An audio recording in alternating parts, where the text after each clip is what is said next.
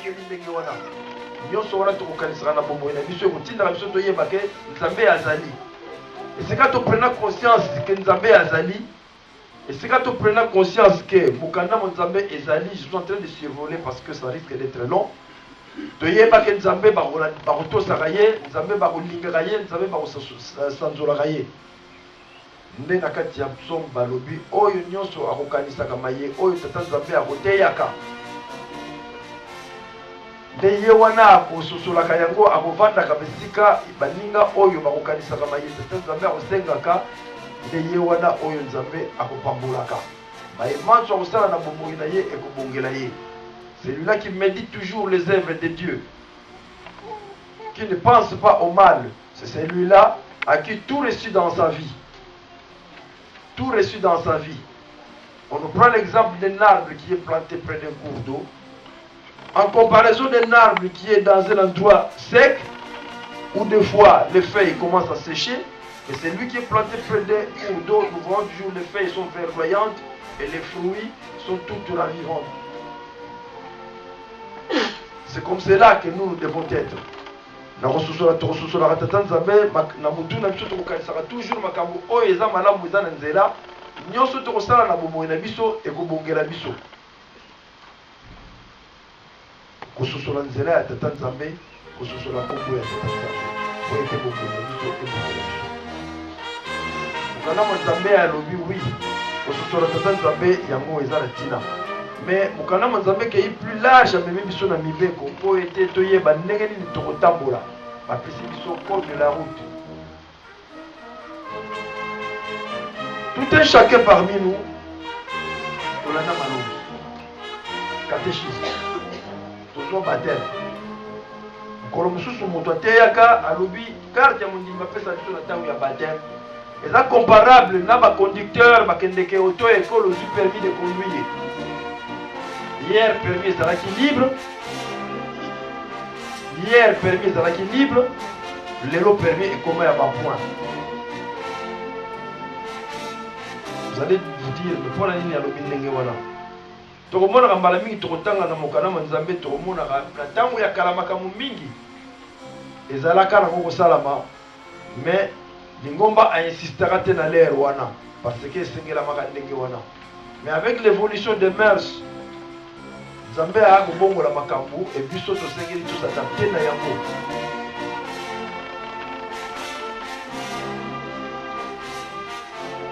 Les 10 commandements qui nous sont tracés ont été faits pour que nous puissions comprendre comment nous devons fonctionner, comment nous devons concevoir Dieu, comment nous devons concevoir notre personnalité et comment nous devons concevoir notre prochain. Le monde dans lequel nous vivons a évolué dans le temps.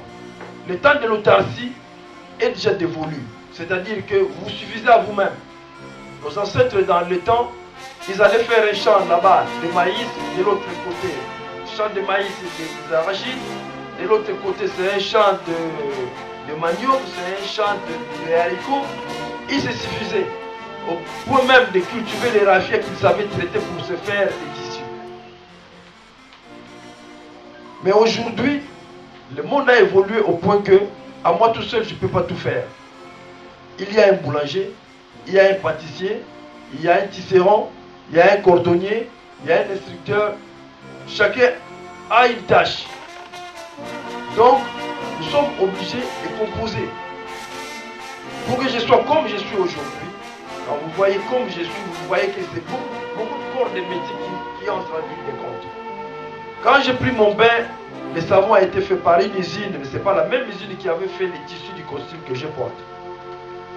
Les lunettes que je porte pour bien voir le médecin qui l'a prescrit est un autre corps de métier.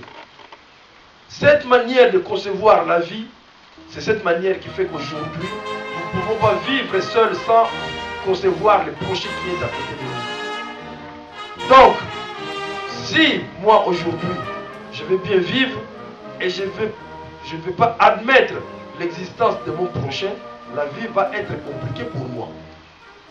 C'est la raison pour laquelle nous devons toujours apporter attention à notre prochain tout en aimant notre Dieu. Il y a solo ti ndenge tokozalaka. Na bomoi na biso okosala manso yo moko te. bakoko balobi musapi moko ekosokolaka elongi te pamba te ntango ya kala batata na biso bazalaki ye moko akosala bilanga kuna lelo ake boye lobi ake boye na ntango ya récolte madeso ezali manioko ezali masango ezali baculture nyonso ndambu baza komikoka babengaka ngo tarsinalaire wana mais na moi lelo ekoma division du travail tellement que développement na vie ya mutu ekota condition de vie ya kala eza so ndenge wana te nakokomi kanisa kaka ngai moko te sana kanisa moninga oyo aza pembeni na ngai yango ekoma kosalaki lelo oyo vie oyo tokoma kovanda na yango même kutu na ntango ya bango bavandi na mboka obi biso tovandi na kati ya vie okomona ke na kati ya bomoi na biso participation ya baninga eza très importante.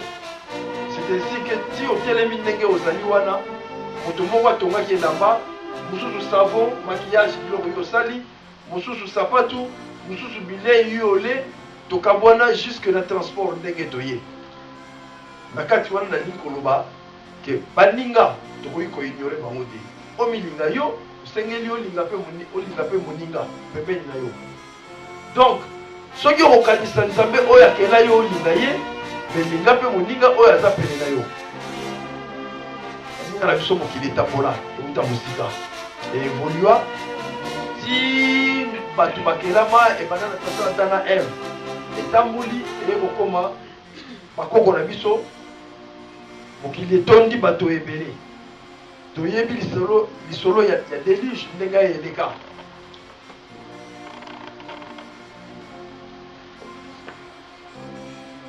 lelo oyo toye kokoma na niveau oyo tokomi ya nkolo yesu aye po aya kolongola biso na se ya pasi na batexte totangaki liboso bokomi tuna mais atangi texte ya naissance ya Jésus-Christ oui parce que tout simplement toza na mois de mai dimanche prochain le 25 mutu na ye azokanisa eloko babengi Noël tokomemoraka Noël mpona kokanisa naissance ya Jésus-Christ mais simple anniversaire te parce que ye wana andima koya kokufa na croix po alosomba masumu na biso non seulement masumu na biso ayaki nango kosomba mais surtout nous apprendre à attirer notre attention que bolingo l'amour devons l'avoir sur nous et c'est le principe sacro-saint qui a fait que yo moto okelama nzambe akozalaka na ye na bolingo na ye akeli baange akozalaka na ye na programme na ye malgré baange aye kokela yo mutu Christ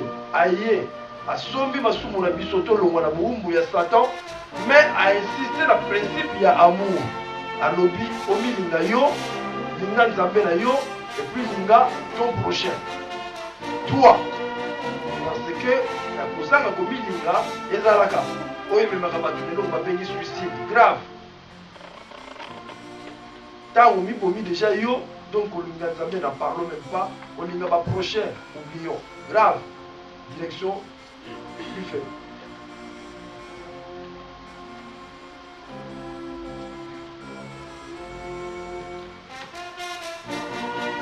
Ntango tokolandaka baselema na kati ya lingomba babengi yango catéchisme tokei tozwi baptême balobi na biso ezali séparation tozalaka nango entre biso na masumu tokabwani masumu nalingi lisusu te bana lelo nga na yo esili nandimeli tata nzambe nandimeli Christ et Jésus nandimeli Saint-Esprit et nalingi na ngai kolanda eloko oyo babengi grâce divine bakamati carte bapesi yo ovutelaka carte yango me baninga na biso baninga na nga kaka ndenge toteyamaka c'est vrai nzambe ainspiraka différemment moninga mosusu ateya aloba ah ozwi permis osepeli oza korule mais oza kokutanaka lokolo eleki moke na pédale flash bapoint ezokende mosusu mpe tozalaka ignorant ovérifiaka bapoint te nzoka etikala moko même zéro. Tu crois toujours détenir un permis, tu crois toujours détenir une carte de chrétien, nous avons des permis, c'est là, point comme nul. Ngai nazali mondimi, ngai nazala carte ya mondimi. Mais étant molina yo, nama yo kanisaka, nama yo salaka, carte ya mondimi, c'est la valeur. mopakolo kuto aza libanda aleki na ye mieux que yo na etamboli na yo. Mais tu as toujours l'idée en tête que j'ai ma carte de chrétien qui ne représente plus rien du tout. C'est la raison pour laquelle toujours les tonega à côté ya to ben la toujours matoi le lu va prier to ben la matoi le lu va bengi koyeba ulanda bibeko koyeba kolinga. Vous étiez seul naba ninga peut-être, mais jour ya baptême devant pasteur ozalaki yo moko ondimi tata nzambe ondimi kolo yesu ondimi tata molimo kosala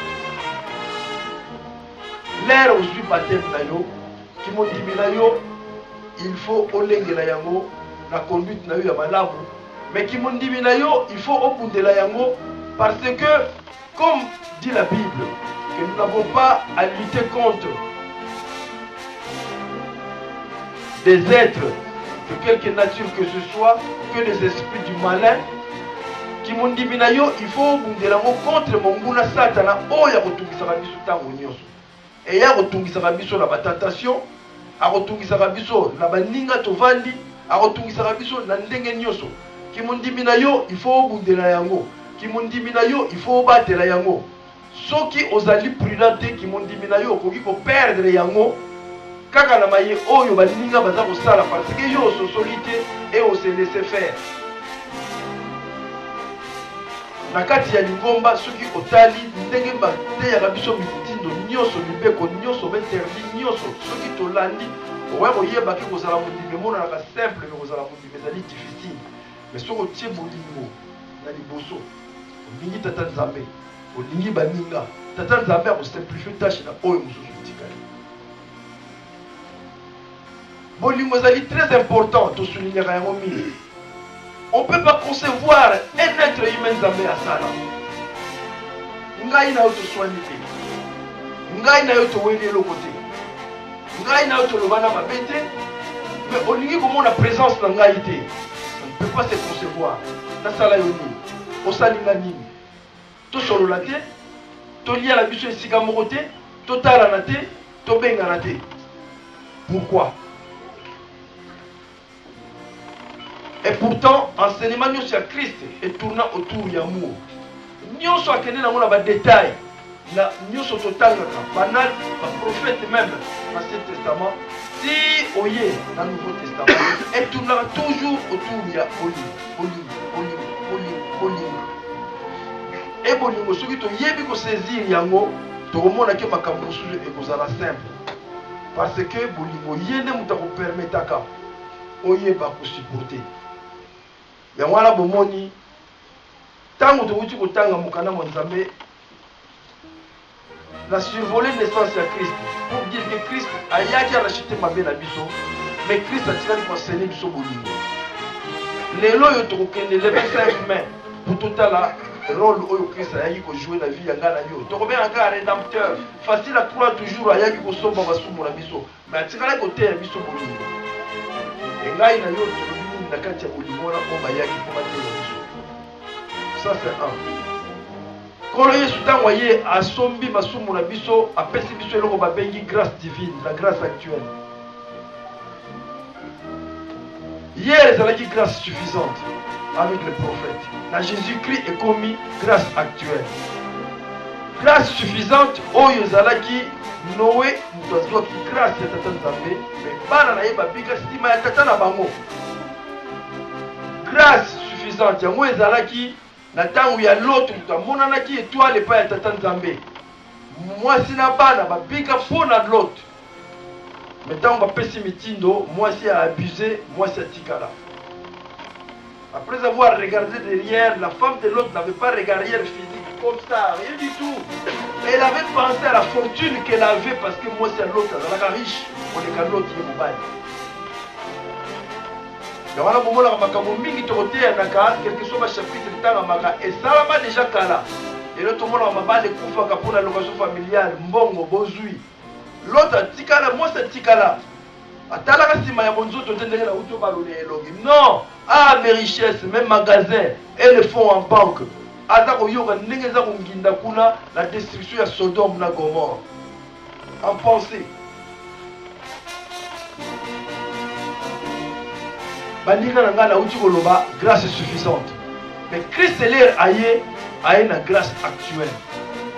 Grâce actuelle wana ya mwana tokutanga na mokana mwanzambe oyo papa diangenda incarnation ya liboso ya tata Simon Kimbangu Saint-Esprit alobi tangu ya Lot tangu ya Noé et si eleka fini na moi lelo c'est la grâce actuelle, c'est-à-dire ngai na kopika na lisumu na ngai na kopika na malamu ya ngai mais na kozanga bomoi na ngai na mabe oyo ngai. Tout en étant responsable de ma famille et de mes enfants, mais mon enfant qui est derrière, qui suit les 10 commandements, qui applique bien les commandements et tout ce qui est écrit dans la Bible, akobika na ye nga na perdre. Mais na mabe oyo ngai mwana na nga akokufa na mabe na ngati. Aucun parent akokufa na mabe ya mwana et aucun enfant akokufa na mabe ya tata. Et donc on a papa de ngenda aloba yango clairement et yango wana babengaka en termes philosophiques la grâce actuelle. Donc aujourd'hui tu es responsable de ton salut. Toi, oyo tolobaka lelo yo, le salut est individuel. Mais là salut est salut individuel. Yo zali mondimi. Ki mondimi na yo yeba kobundela yango. Ki mondimi na yo yeba kobatela yango. Na kati ya ki mondimi na yo lero monike likambu oyo ezali élément de faiblesse longola yango. Yango wana Bible akoma na kati ke soko moni loboko na yo ezali ko déranger yo po okokola na nzela ya nzambe ndenge esengeli kata yango. C'est écrit na kati ya Bible. Tango osokomi mondimi bakamati Bible bapesi biso Bible baconseillera biso et yango wana bato nyonso bateyaka baesitra sur Bible parce que il y a des gens qui se sont permis ya kotanga Bible pendant Genèse ti la suka bazali ngana se permettait seulement ya kotanga tout l'Ancien Testament du début à la fin sana bumbuka page l'air na silisi Ancien Testament na Nouveau Testament na sokaka certains na kotanga Apocalypse. J'en avais le temps. Mais on peut toujours avoir le temps, il y a et aussi d'ailleurs, pour le dire, tout le monde est ridicule, autokomaka. Yo za koteyaka mukana manzambe oyo yo moko kuto yebi bala muté utangate. Et alors, pour éviter l'ignorance, tout ça dans la Bible baninga totanga. Donc pour revenir à notre salut, oza mondimi, ozu carte ya kimondimi. Kimondimi na yo batela yango na kimondimi na yo salela bolingo toyeba kolingana po tosimba likomba tokenda mo liboso totonga yango. Mais na kimondimi na yo soko moni élément de faiblesse ezali longola yango. Mais na kimondimi na yo, j'ai toujours dit ici, la religion est l'opium du peuple. Le philosophe basekaka biso pour la likambo wana. C'est-à-dire que tokoma toujours quand eloko wana esi elobami na lingomba même ezali mabe oza conscient ezali mabe olingi kondima yango kaka parce que elobami na kati ya lingomba mais nga naza koloba ngo soki naza kokosa bino. Comment vous allez le savoir? La conscience est là pour vous dire que oh le papa Félix makambo naza koteya mais na chapitre ni na Bible ezali mais ba texte église elobi boye boye mais règlement intérieur elobi boye mais ba principe méthode elobi boye. Tous les textes sont à la portée de tout le monde. Biu voye mbutu tout mikanda au papa dialonga na akoma okende kosuka na eloko babengi livre vert.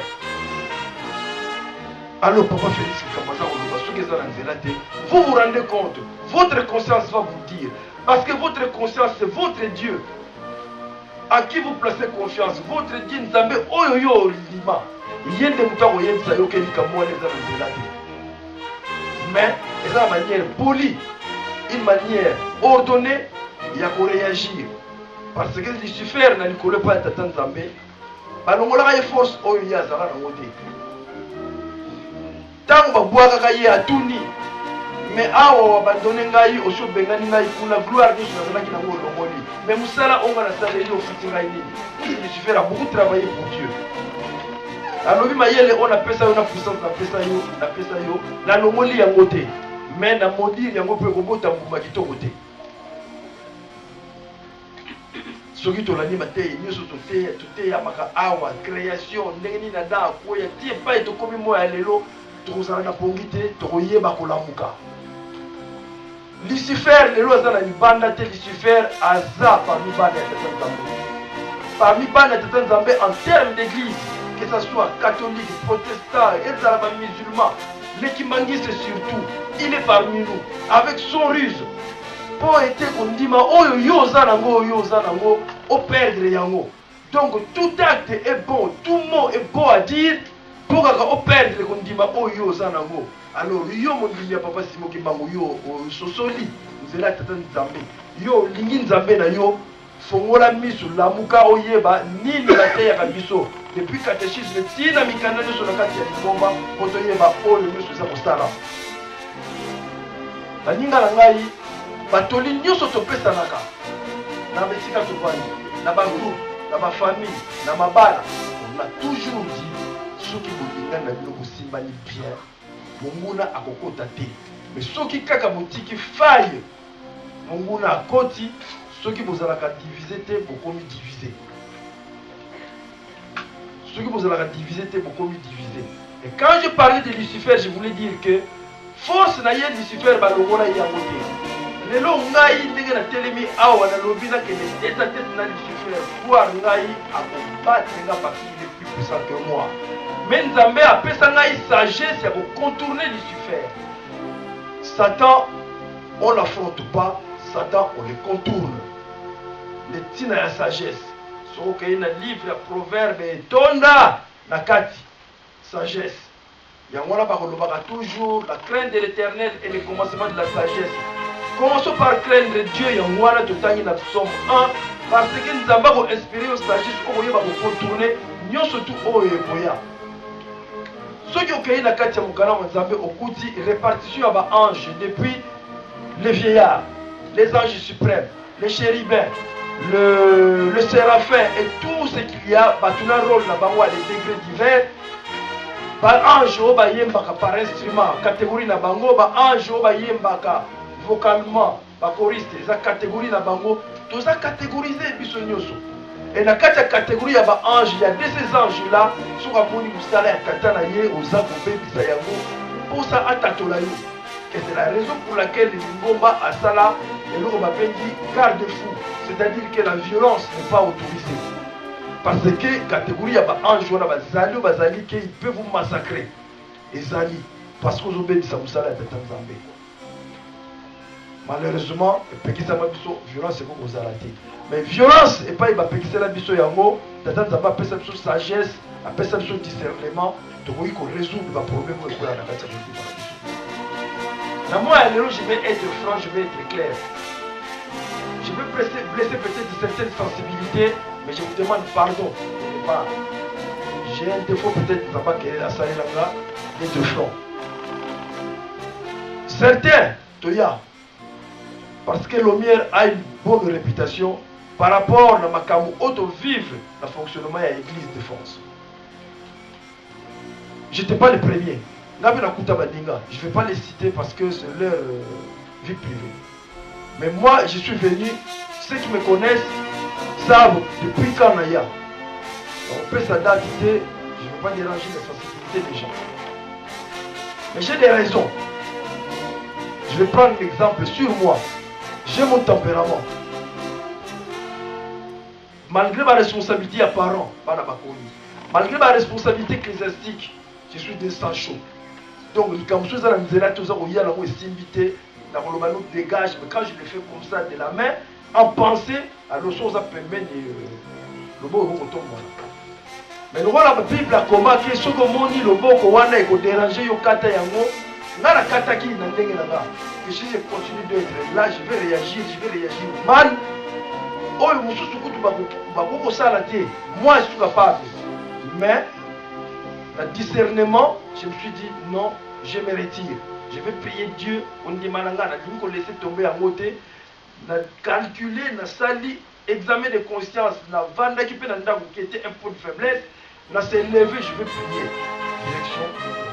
Je ne suis pas allé ailleurs pour des raisons bien précises que vous connaissez tout et chacun, ailleurs depuis ma raison en haut. Nous sommes ici.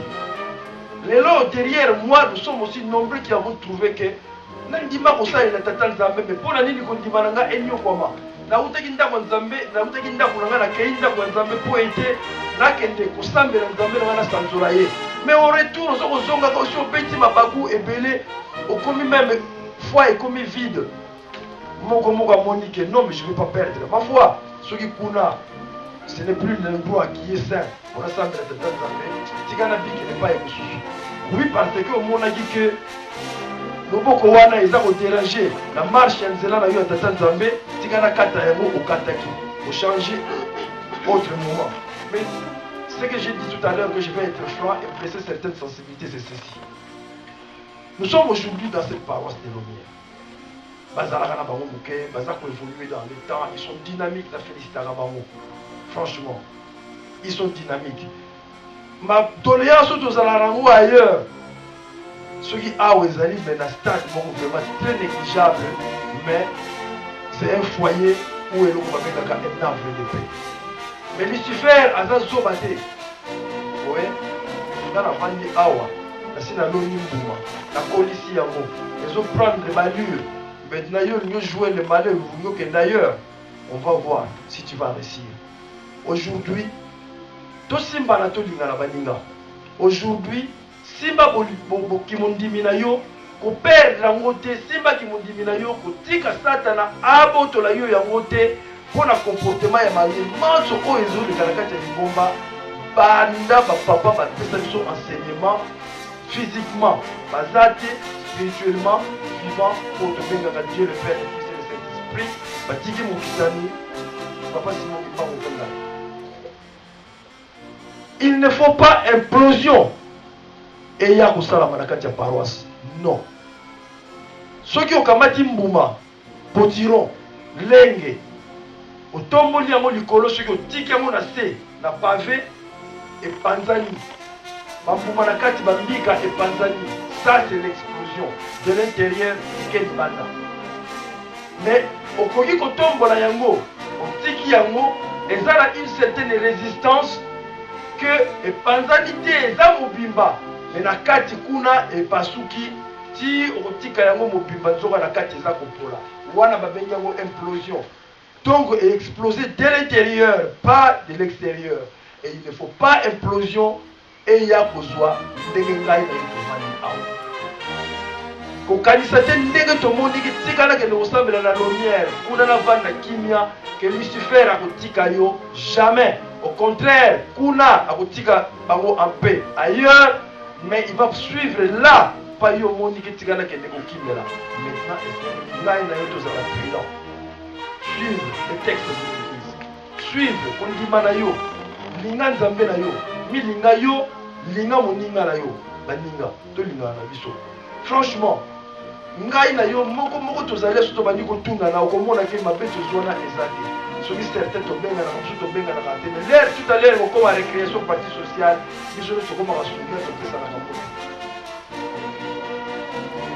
il y a une manière de reconduire la spiritualité dans la mission. Et c'est pourquoi en développement, na tanga ki na Galate. Na kati ya Galate on na tangi ba œuvre ya chair. Toujours au monde ba division, ba idolâtrie, ba difficulté nyo toujours kutana nango. Mais ce que na ba œuvre ya esprit, OK, on coûte à l'amour de tout ce qui est de bon. Mais surtout, j'ai toujours insisté, ou nous avons toujours insisté à ce qu'on appelle la maîtrise de soi. La maîtrise de soi. Maîtrise de soi, c'est ce que nous permettons. Je n'ai jamais été professeur, mais la salle qu'il faut pouvoir transmettre les connaissances. Donc, la maîtrise de soi, c'est-à-dire avoir l'amour. L'amour qui permet de supporter. Avoir la patience qui permet de pardonner. Et avoir la volonté qui permet d'agir. Toujours le mot amour revient, toujours le mot amour revient. Mais au-delà de ça, il y a maîtrise de soi, parce que les vertus du croyant héroïque. Je suis dans la journée à mardi, peut-être dans ma théie. Vertu à croyant héroïque est dans la deux catégories. Les trois premiers avaient un vertu théologale, c'est-à-dire la foi. avoir confiance à son Dieu, yango salaki ondima. Na ye foi, tout le monde a un mot kaka liseki. Pour la ligne de l'eau, ceux qui va tourner, papa Simon qui va dans le Saint-Esprit. Ah, on va tout la question. À partir de moi, tu remets ta mono. Parce que je ne peux pas dire que moi je connais peut-être que on a eu. Mais pourquoi tu remets ta mono? Parce que foi na biso toye baka. On parle juste de la foi, mais maintenant je vais vous dire une chose. Disons-nous. La quatrième fois, acceptation, c'est-à-dire consentir et trouver bon. Ngala on a tata Simon Gibao, ngala on a nkolo Yesu, na on a tata Moni Mosanto, nandimi. Babenya acceptation. Donc pas catholique, on a la différence sur les araka. Comme si on yoga ka au moins na biso, les lois okende, na elo babenya acceptation. Au long de l'acceptation, deuxième étape, il faut avoir la conviction, c'est-à-dire croire fermement.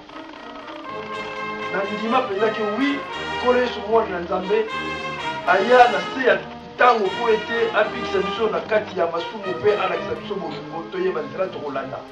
Nandimeli molimo mosanto tata ya Yesu aye po aya ko lakisa nzela na Rolanda et nayeba komitambusa nalanda ye po ete mokili oyo ebongamela ngai.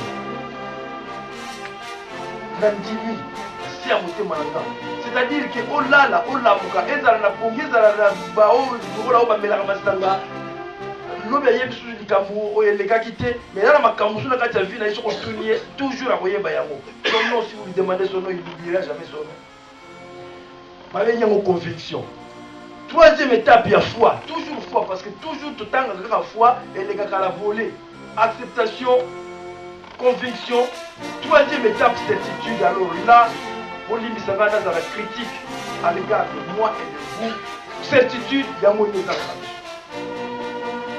Est-ce que Tata Simon est mort à Zamoni pour ça? Est-ce que Nzambe Azali? Est-ce que Christ est un fils de Dieu? Dieu lui-même, et le bon Christ qui me voit voir mon Père. Voilà les degrés, les trois niveaux de foi. Alors, il y a une acceptation.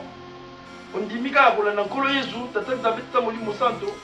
Est-ce qu'il y a un niveau de conviction que Nzambe a voté maintenant? Oui, Azali.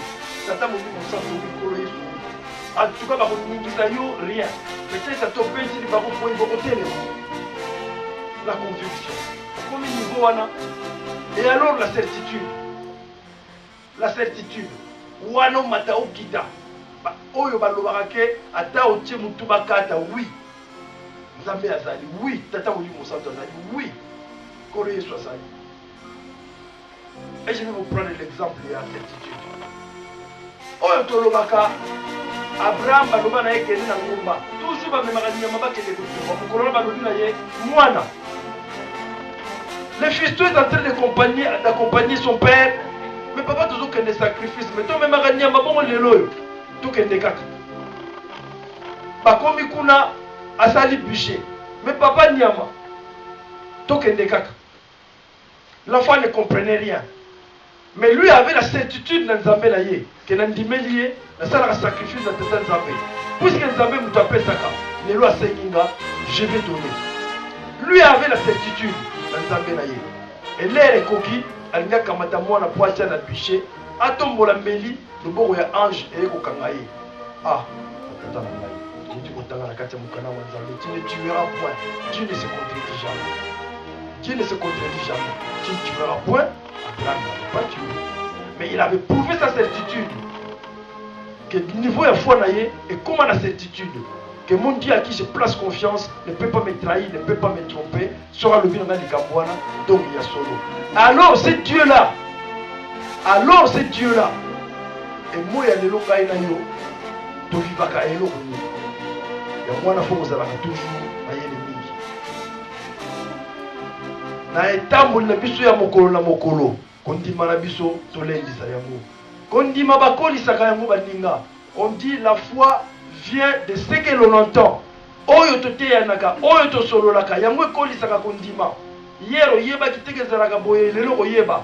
Hier toyebaka te ke bolingo 56 oyo botoyokaka kaka bapimaka sango. Et c'est stokaka spirituellement. Et c'est cela, Tata Mfuma Longo. Soit qu'à Kati Ndambulelo, à Tongi Temple Matete. ndambu lelo atongi bekol boye, ndambu lelo atongi temple yankamba. Bolingo wana yango wana baza kosenga biso to manifester comme nos parents ba manifester yango papa yengenda tongela lingomba ndenge ezali boye. Nous vous mettons au défi. Tout l'action biso bolingo. Et c'est stocké tata Nzambe ala kisanguya na ye to faire développer église. Soki to comme la place voilà les problèmes se posent. Bravo na ba Afriki na yoga ça c'est accueil ba restaurer ya ko koma kitoko. To to ka souté école à Sika. Il y a évité institut ni ba créer Sika. L'église de Sika. Temple ni ba fongoli Sika. Bolingo za ngala mo souté. Oh papa d'engenda 56 ya ba parents na biso ngala za na bébé. Je viens à peine les net. Dans la Lingomba, ne pas classe on est au Ngana Tangi. Moi j'ai été dans l'enseignement qui m'a dit à part l'université Natanga ailleurs. Mais dans la Nenge Tongi Lingomba, si comme Lingo, on gagne na yo to rostane là. Pour tata Nzambe tata Molimu Mosando papa qui a gagné à stocker à Kamataka ndam boîte on a nango misala ezali wapi. Alors pour retourne ngai oui ceux qui bolingo oui to robeta monoko mais attends c'est simple toqué. Tout le monde a dit depuis 92. Papa m'a dit que ça a été toqué. Kendo va tirer la biso et tout naka. Et plus, ce n'est pas un défi pour la yébi de toquer le son. Kondima, Lenda, Kondima la yo, Kotikate. Lenda, Kondima la yo, qu'on s'est laissé distraire, na ma oeza ko le kanakati ya ngomba. Soko la indika pour papa Félix a ko sala boye.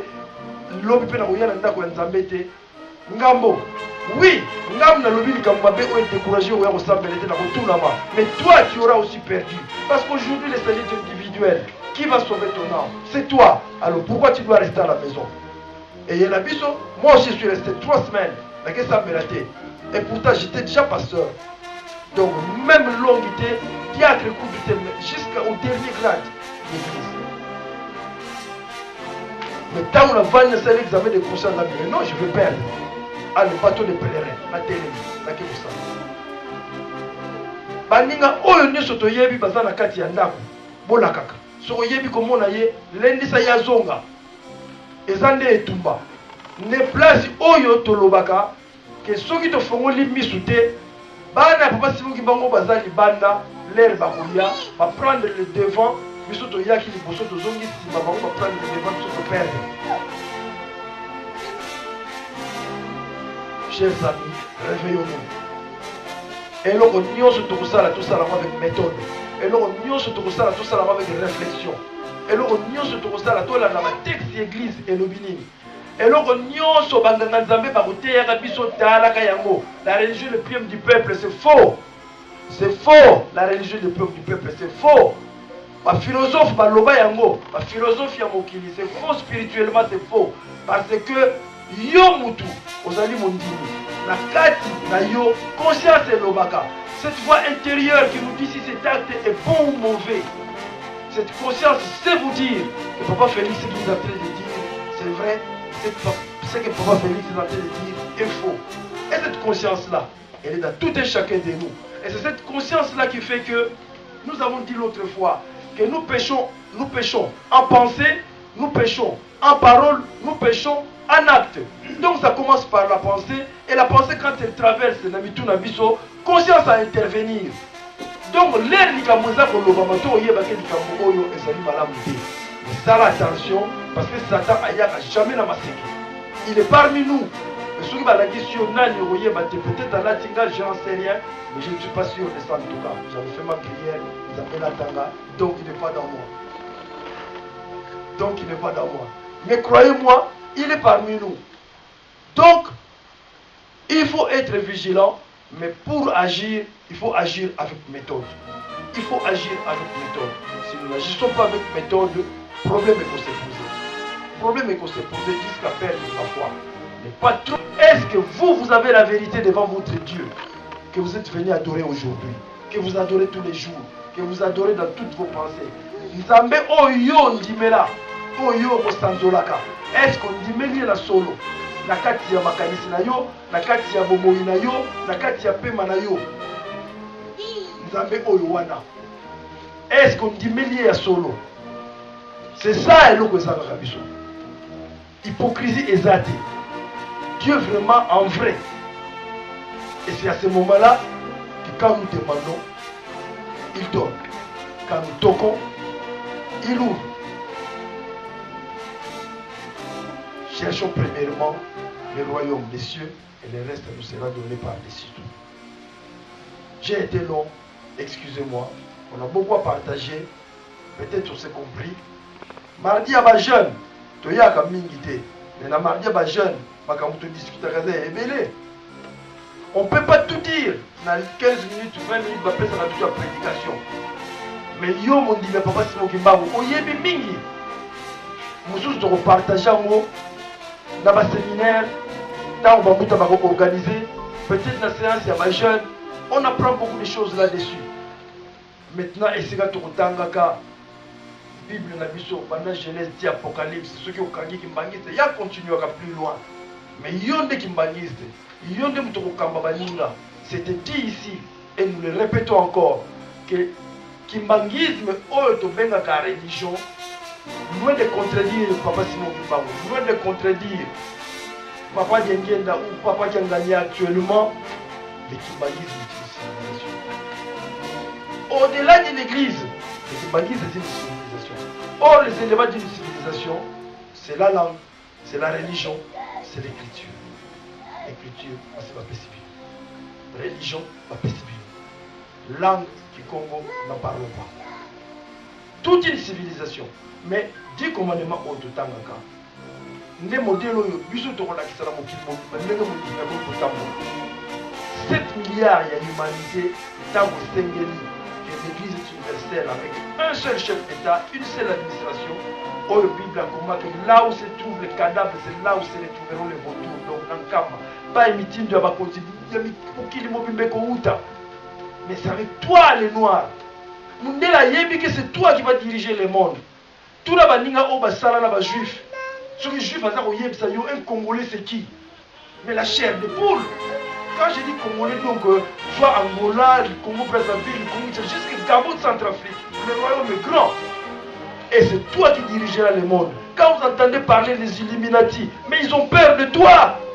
Mais yo, tu vas dans vos bandes. Tout ce soit la kamakamu, oyo, toyoka, totanga mukanda mwanzambe, totunanaka, to prendre conscience et personnalité de la biso qui vont dire oyo tozana l'amour.